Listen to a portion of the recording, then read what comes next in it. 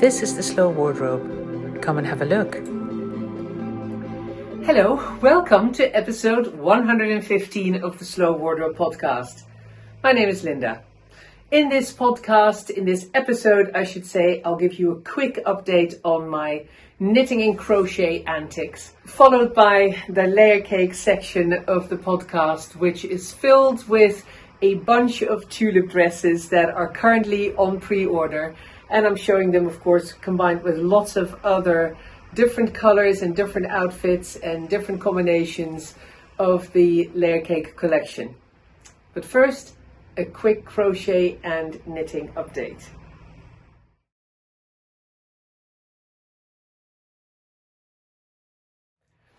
Yes, so I have been working on pretty much only two, a little bit on a third project.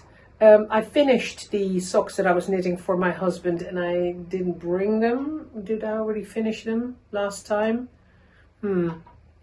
I will put the name of the socks, the name of the yarn below, just in case. And if I have a picture of the socks, I'll put it here as well. Oh dear.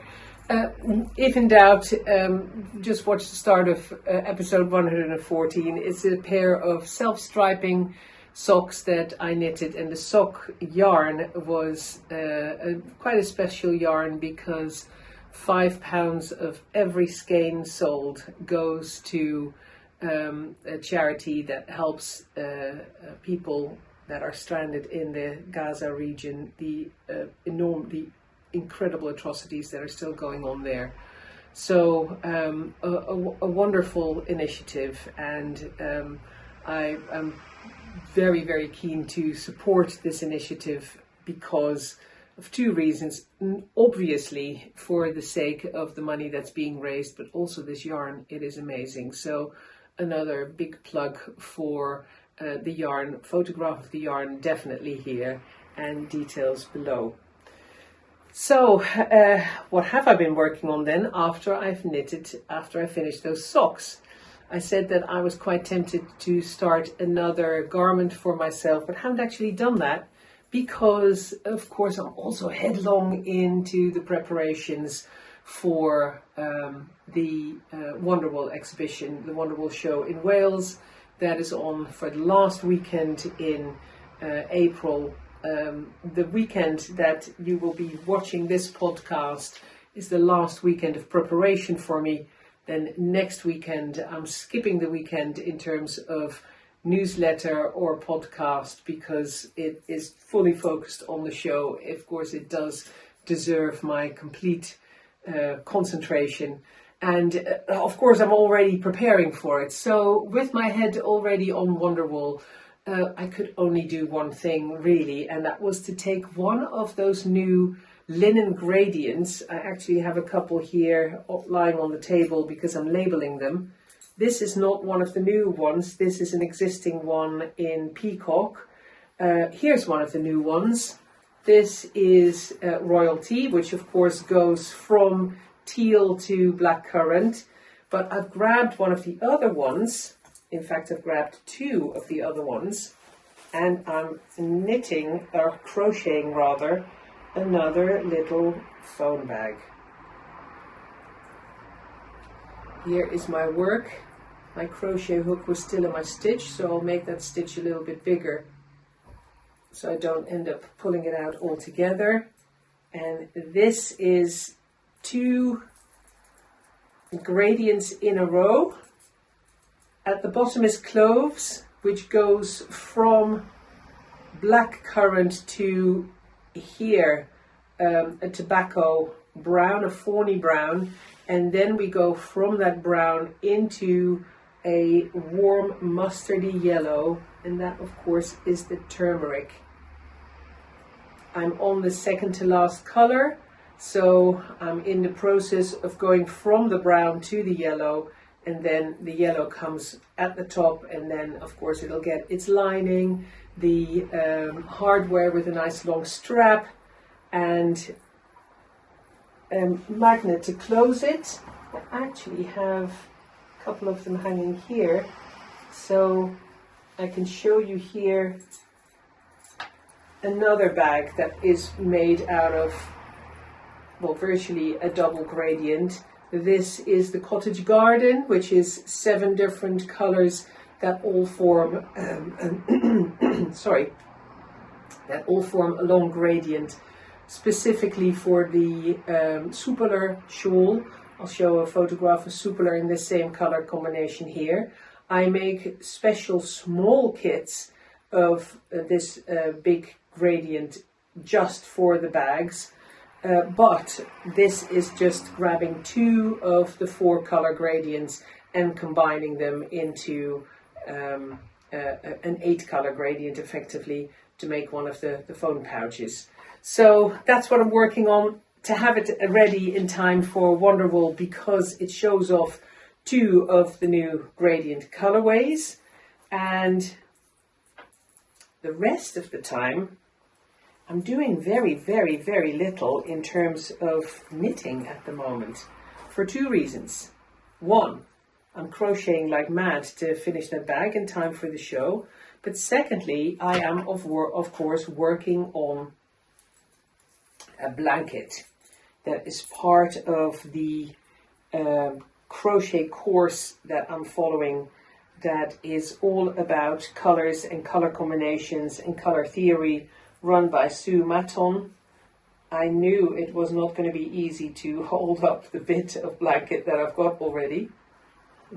It's a bit of a holy mess at the moment, because all those little gaps are going to be filled with extra motifs.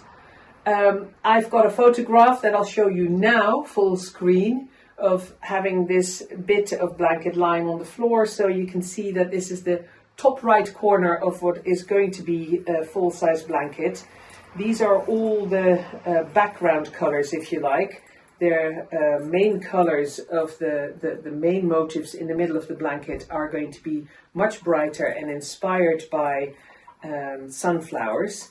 So this is all background, which you see here, and I will just keep taking photographs as we go along and as time moves on and as I make more of this blanket. But the blanket has been delayed a little bit in its progress, partially because I was waiting for the little motifs that close little holes, because my blanket design, because we all design our own, my blanket design has got a lot of big motifs and bigger flowered motifs all around, because it was inspired by sunflowers, so lots of big shapes, which means that I am not making as many of the smaller shapes. As a result, I've got a holy mess, like you saw at the moment, that all needs to be filled with little bits, and I'm still waiting for the patterns for those. So that is not the only reason, though, that I have been going a bit slower on my blanket. The other is that both our boys, who I've told you about already, are at home, gap year from university. They've finished their bachelor's degrees. They're going to go on to do master's degrees this coming year, but they've taken a year out in between. It was a bit of a now or never, because I can't imagine them wanting to take gap years after their master's degrees. They'll be straight into finding a first job. So this was a bit of an extra year for all of us, and they have both been working for a big part of the year already, but are trying to take a bit more time out before the summer is over and are into their new studies. So one of the things that they both got back into is painting of Warhammer models, and the painting bug has grabbed me. I love little models. These guys are really, really tiny, and you paint them with incredible detail. So I fell for one of the sets that they were considering. I said, oh, please get the set and I'm going to paint it. So I started painting this past weekend. So where I would be whiling away hours with a crochet hook in my hand on my blanket, I have now been whiling away hours with a tiny, tiny little paintbrush and magnifying glass to paint this tiny model. I love it, and we're having so much fun. All of us around the table. My husband is into model making and painting, like I normally am not. So he's working, I think, on a World War II tank, but the boys are both working on their Warhammer models, and so am I, even though I'm not a Warhammer player. But we'll see what happens with those. Having great fun with those.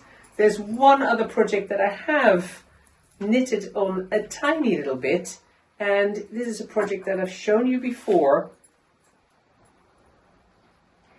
It is holding two yarns together and knitting one of the, I'm in the middle of a row, so it's a little bit difficult to show you. I should have thought of that and finished my row before pulling this out, but at least you get an idea of the gradient.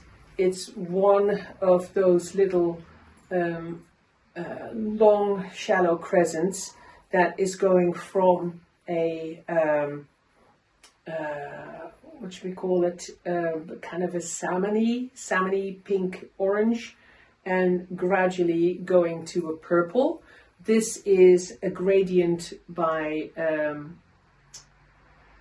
Bilum, oh my gosh, now I've forgotten the name of the yarns, which I'll put down here. I do apologize. One of the beautiful gradients, that it's a Hungarian brand, I remember that. Of course I can't think of the name. So I have just started doing a band of garter stitch along this end, just for interest, and I'm just going to keep knitting until my yarn runs out. As I said, it's gradually getting more purple as I go, so it's a lovely gradient, and a very easy to just throw on little scarfy once it's done. I'll keep you posted when it will be done, because it's a bit of a stopgap filler. It's like when nothing better to do, if I don't fancy the crochet, I grab and knit a little bit on this. So as a result, quite slow progress. So Bilum, that's the name of the yarn. Goodness me, of the brand at least, Bilum, B-I-L-U-M. Finally, glad I remembered. Whenever I forget these names, I immediately start worrying about, oh my gosh, is my brain going? Is my brain going? Hopefully not. Hopefully any gaps in my memory are caused by the fact that I'm doing 20 things at the same time. Still, onwards and upwards, that's how I like it. This is all my progress in terms of knitting and crochet over the last 2 weeks. Let's dive into Layercake, and let me offer you my bunch of tulips. Enjoy.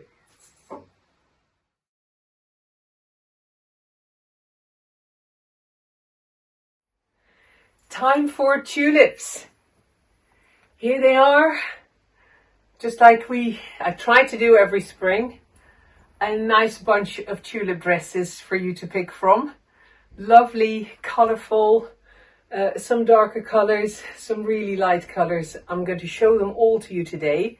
And I'm starting off with the one that I was wearing, the combination I was wearing in the opening of the newsletter last week, which is the set of red or hibiscus coloured slackers with a cap tunic in the same colour. And over the top of that, I'm wearing a petite length tulip dress. The set of slackers and the cap top, this is a cap top in a size 1. The slackers are in a size large long, and I'm wearing a size 2 tulip dress over the top. When I'm at my more ideal weight, if you like, not as overweight as I am at the moment, then I wear a Layercake size 1. But at the moment, in this past year, I've grown to fit into a size 2 when it comes to the tulip dresses. Everything else, I'm still wearing size 1s in Layercakes, although I'm filling them more. But the Layercakes are cut such that you can, with a lot of the bigger armholes, and in the case of the love dress, and the love tunic and top, and the cap tunic and top now as well, they are cut in such a way that they have bust shaping, and as a result they can accommodate a bigger bust, and therefore they have some more play in terms of what size you are to, and what the width of your back of course plays a part as well. whether or not you can fit in a dress that's when you're on the cusp, whether you can go down or need to go up a little bit. Now, in the case of the tulip dress, that is just a very simple shift dress. So it doesn't have any bust shaping in it. It's all plain, and we've left the armholes as big as we can get away with in order to accommodate different bust sizes, but to also give you a bit of coverage here underneath so that you can wear them in the summer without a top underneath.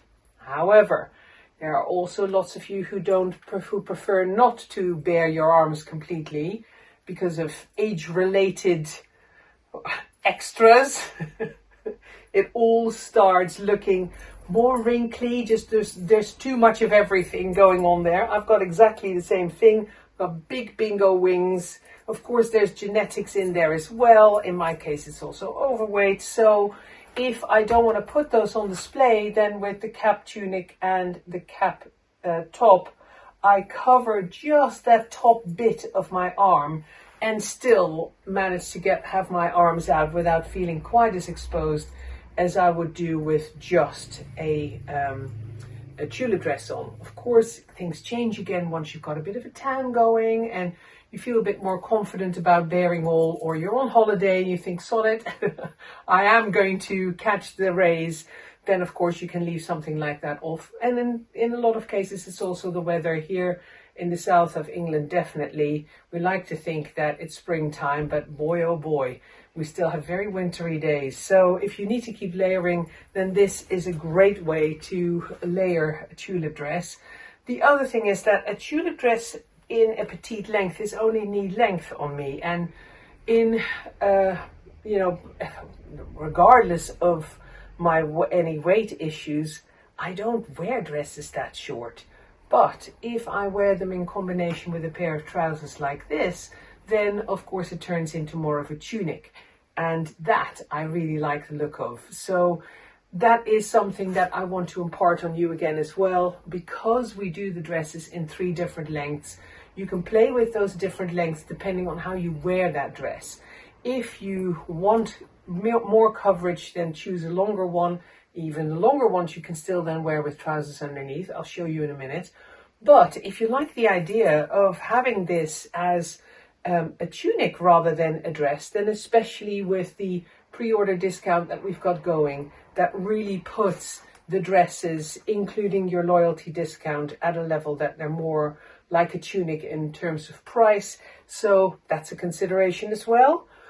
But here, back to the outfits and moving on from there. This is the first one in blackcurrant, and I'm going to show exactly the same outfit with the slackers and a cap top in this case underneath this dress in nightshade, just to show you how nightshade compares to blackcurrant, because I'll try and do lots of color comparisons so you can see how the tulips that are on offer go with the rest of your existing wardrobe. Here's the first change. And here it is. So nightshade for the slackers and the cap top, and the same blackcurrant for the petite tulip dress. And of course, blackcurrant and nightshade have a color in common in they're both cross weaves. Blackcurrant is a cross weave of black and a reddish aubergine purple. That same aubergine purple is in nightshade, cross woven with a bright purple. So that's why they go so well together.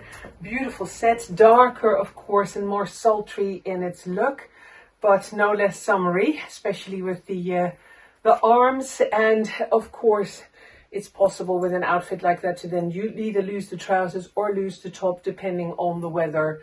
And of course you can play with other colors as well. The top and trousers don't have to be the same color, but with the little cap, just the caps and little neckline sticking out, I think going for a coordinated set is really effective. Looks really, really nice. So let's keep the nightshade on and move to the second color of tulip dresses in a different length as well, so you can see how this set looks with a longer dress. all in one, all in nightshade. A tulip dress in nightshade over the top of the cap top and the slackers. And this is the regular length dress. So you can see that a lot more of the trousers is covered. So it's really nice to then wear a full length set of trousers. And as I said before, I can then lose the cap top and just have the trousers and the dress as an outfit that's a really nice kind of column shape as well. And you get the extra coverage of the tops of your arms if you wear the if you do wear the cap top. So for those of you who are bound to ask, why don't we put the cap sleeves on the tulip dresses? Well, the cap sleeves are part of that dolman sleeve shape that we've got on the love dresses and on the cap top and cap tunic. So there are other short sleeve dresses coming later on in the season. We're working very hard on getting the patterns for those done. So this for now is just the tulip dress without the sleeves coming through for you. This is pre-order. And like I said, short sleeve dresses, other short sleeve dresses, no tulips, there'll be different ones coming later on in the season as soon as we can fit them in.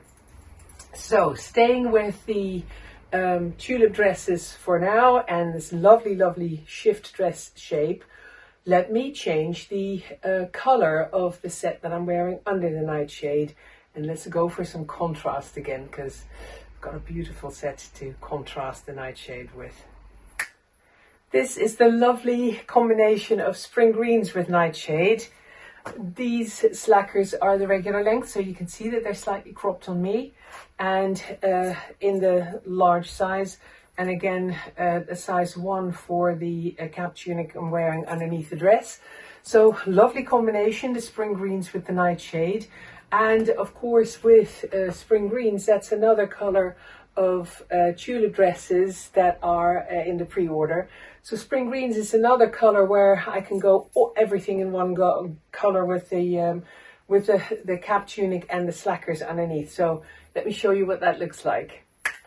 Same length of dress, the regular length in the size 2, and look how effective it is with a pair of slackers that are still slightly cropped in the same color as that dress. And then of course the sleeves of the cap tunic underneath as well. But most importantly, what I want to point out is that a pair of cropped trousers worn together with a dress of this length is a really interesting alternative to wearing the longer length dress, which is almost down to my ankles and would cut a very similar silhouette if I would wear that instead. But of course, having the trousers and the dress, I've got an extra layer on, and I get a similar coverage but with a slightly different look, and therefore you get a little bit more versatility, of course. So now I'm wearing exactly the same color, but of course the other thing that you can do is look into your wardrobe and see what you already have that is similar to this color, and then rather than wearing exactly the same of Layercake, then you could do a slightly different green. I've got one of the baggies lined up in the apple herringbone, which looks very similar in terms of color impression to spring greens. Let me show it to you so you can get an idea of a green that's not exactly the same, but very close, and how effective that looks. See what I mean? So this is the apple herringbone worn together with the spring greens, and then the same color for the cap tunic. Very similar color impression, and if I look down, then the chartreuse that's in the spring greens really picks up on the yellow that's in the apple green in the herringbone. And then of course you can keep going by adding a green tunic over the top of this. I'll actually see if I've got one, just to show you what the whole outfit then looks like. Yes, I found one. An apple tabard in size 2 over the top of the spring greens and the apple herringbone baggies. Wonderful combination. Of course, I can then lose the dress in between and just have the tabard in combination with the baggies, and again the cap top as a second outfit. But here's the whole thing complete, including the tulip dress. It's about tulip dresses after all today. Let's move on, and I'll keep this tulip dress on, but I'll combine it with a different set underneath. I'll dive into the cocoons because, of course, the cocoons and the tulip dresses are a match made in heaven. Here is the turmeric set in the cocoons, the long large baggies and the size 1 love top, worn with the beautiful spring greens tulip dress. I love how they contrast with each other, and that there's just enough yellow in the spring greens, the chartreuse that's in the spring greens, to pick up on the beautiful rich bronzy yellow that's in the turmeric. And as a result, they kind of sit against each other, but they complement each other at the same time. It's a very exciting color combination, I think. But moving on, I've got 3 more colors of love dresses to show you. So let's keep going, and let's keep this turmeric set on and combine it with the darkest color this time around, Magpie. Of course, the dark, deep, inky navy color of Magpie can be seen as quite a classic color. And doesn't it turn the turmeric, pull the turmeric in that classic direction as well? It reminds me, all of a sudden, the turmeric reminds me of the kind of gold and bronzy buttons that you see on jackets that really fit into that classic look. So all of a sudden, this outfit looks much more classic in its colors than the turmeric would do with most of the other layer cakes. And I love playing with color like that. So I think that Magpie and turmeric are a match made in heaven. Of course, they are way apart on the color wheel, and as such really work well with each other. They're beautiful. So let's move on. Let's keep on this dress, but let's tone down the color of the cocoons as well to push even further into that darker and classic, or perceived to be classic, color direction. Magpie in combination with a slate cocoon set. Again, the longer length baggies and a size 1 love top in slate, both in slate, and then Magpie on top. Again, lovely combination for those of you who like the darker colors, or who like to dress less loud, if you like, or just more classic. Moving on from here, I will add some color again. Here comes dress number 5, color number 5, Deep Sea. Deep Sea is one of those colors that you can dress up or down in terms of the impression that the color makes. If I put it with a very similarly toned neutral like the slate as I have now in the cocoons, then Deep Sea is quite a muted bluey green tealy color. But depending on what I put it with, if I add brighter colors, then Deep Sea comes up and is brighter as well. It's a real chameleon in that respect, and I'll show that to you in a minute, because I will replace this slate set with a teal set in the cocoons, and then you'll see that the teal in Deep Sea gets picked up. Deep Sea is a cross weave of the blue that's in Magpie with teal, which is why you can pull it in that blue direction, a darker direction, or in the brighter direction, as I'll show you. And this is another petite dress, so that's why we're back to knee length, showing a bit more of the baggies that I'm wearing underneath. Here comes the teal set. And here it is, the teal cocoon set in the regular length baggies this time, so cropped on me, of course. In terms of these colors, the sangria, the turmeric and the teal, we are out of stock of some sizes in some colors. New is being made towards the end of May. We've got a full new set coming, and all the sizes will be in stock again, including, for example, the long version of the teal baggies. However, do consider a cropped look, especially for summer. Great alternative to full length. Show a little bit of ankle, little bit of leg, or maybe the regular length is your length to begin with. Now, as I said, pulling out the teal that's in deep sea, look how effective that is. And of course, I'm very aware that I am showing the tulip dresses layered, and moving into summer, of course, they don't have to be worn layered at all. It's just that about 360 years of the days of the year where we live, we probably do need to layer them one way or another, because there are not that many warm days. And this way, I'm not just showing you how you can fit it with the other colors in your collection, in your wardrobe, I mean, but also how versatile the tulip dress is when it comes to layering it with your other clothes. It's not just a dress for summer and sea and beach wear, but it can be worn all around with your other layer cakes or other items in your wardrobe. So let's keep going. I'm going to put one more contrast with deep sea. That's as much contrast as I can possibly muster, but it's just to show you again the versatility of this color as well. Another recent introduction with the arrival of the summer slackers and cap tunics and tops.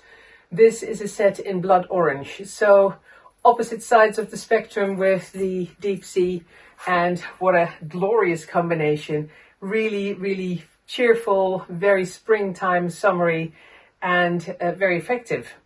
Now, one of the reasons that I've got that blood orange set on is not just to show it how it goes with great effect in combination with the deep sea dress, but also to show the difference between blood orange and papaya, because papaya is the other orange color that was arrived newly on the scene this spring.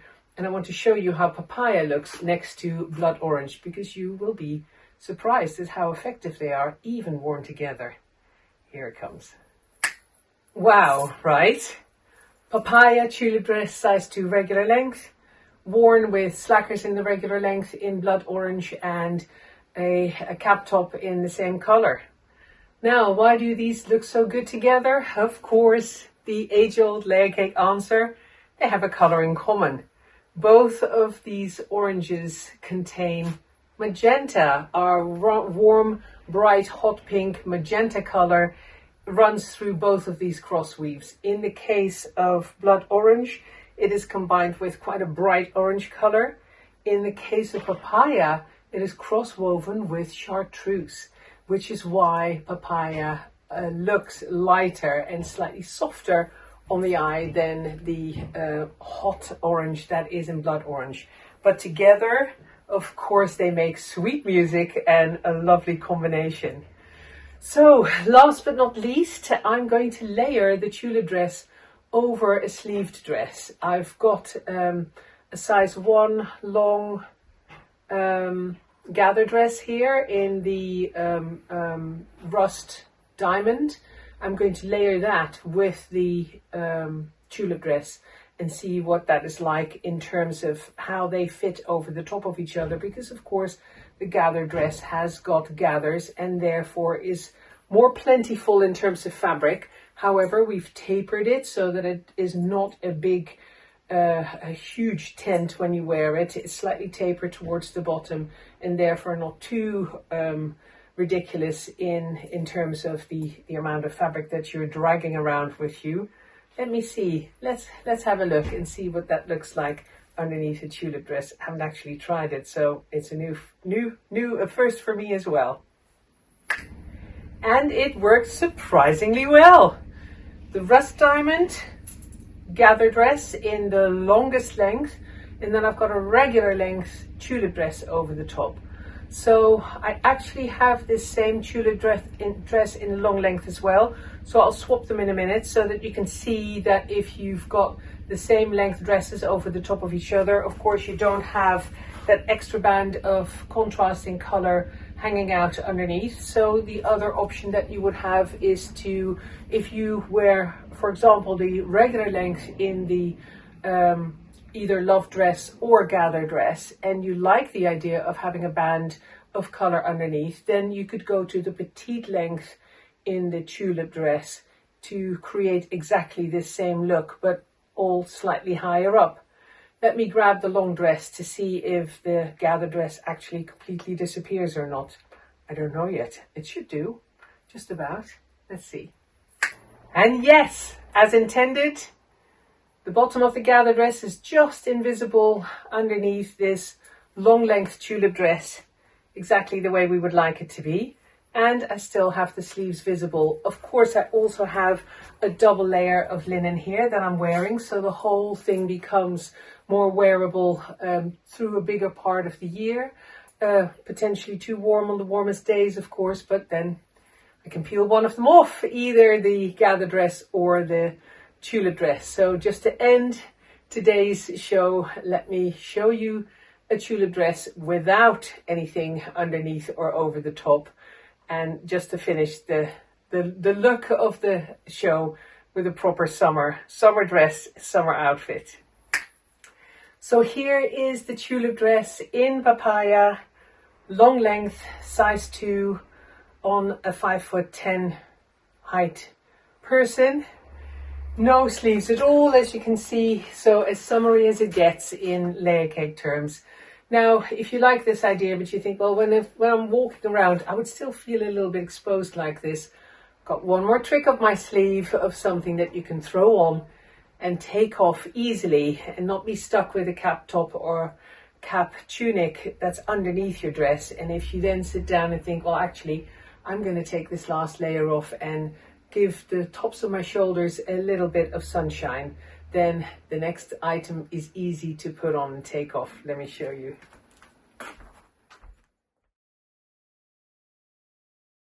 So here is a synergy duster in the long length, and because a synergy duster has got such oversized armholes and such a dropped shoulder line, it means that when you wear it with bare arms, you get some decent arm coverage.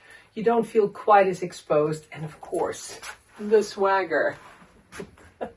But then when you can sit down and think, actually, a little bit of extra sunshine on my shoulders, you can just drop it down and have it down for a little while. And then as you walk around, pull it up again. Your shoulders won't burn and you are super stylish in the meantime. So I hope you enjoyed my bunch of tulips this time, and there's something there for you. If you have any questions or want to see any color combinations or whatever, give me a shout. I can make photographs of swatches. I also have a swatch service, so I can send them out to you. This pre-order runs for another whole week after the day that this podcast airs, so it runs all the way to the 29th, Monday the 29th of April, to span the Wonderwall weekend. And it is not until after that day that we move on to the next pre-order. So a whole week to make up your mind and ask me questions if you have them. Please be aware that from Thursday the 25th onwards, I will be on my way to build a stand on Friday and then have the show Saturday, Sunday. So if I'm very slow with responding to any messages over that long weekend, I apologize. It's purely because we are showing. And then driving back on Monday, the 29th. At the end of that day, this pre-order closes. So you've got some time, like I said, but the sooner the better with any questions, just in case I miss your message. I would feel awful about that, but I only have one set of hands and one brain. So, like I said, I hope you enjoyed this, and I will see you again 1 week later than normal because of that extra week in between. I'll see you again in May.